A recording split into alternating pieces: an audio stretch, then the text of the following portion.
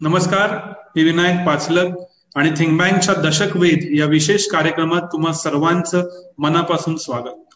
तुम्हाला माहिती आहे की आपण या विशेष सिरीज मध्ये गेल्या दशकाचा आढावा घेतोय आणि नवीन दशकाबद्दलचं प्रेडिक्शन काय असेल या संदर्भात वेगवेगळ्या क्षेत्रातल्या दिग्गजांशी बोलतोय.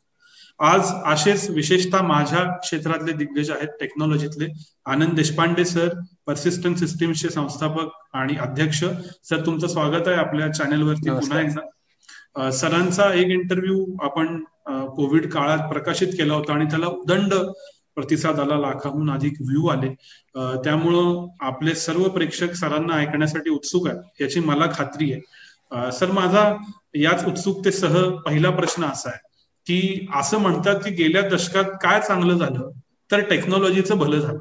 एंड ऑफ जिओग्राफी झाली, इतके सारे बदल झाले. भारतात सुद्धा विशेषतः इंटरनेट अफोर्डेबल झालं, नवीन कंपन्या आल्या, टेक्नॉलॉजीनंच जग बदललं असं म्हणतात गेल्या 10 वर्षात. तुम्ही हे फक्त बघतायत असं नाही, तर you are one of them. मला तुम्हाला विचारायचं आहे की खरंच गेलं दशक within the context of technology तुम्हाला कसं वाटलं, कसं होतं? So Vinayak, thank you for inviting me.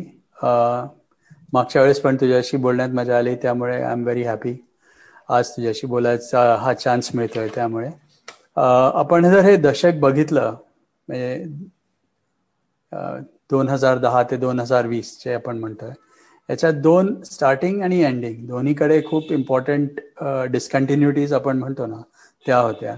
So 2009 मध्ये सर्वात ग्लोबल फायनान्शियल क्रायसिस जे आपण म्हणतो ती झाली होती. त्याच्यामुळे सगळं इंडस्ट्री, इकॉनॉमी बऱ्यापैकी स्लो होती.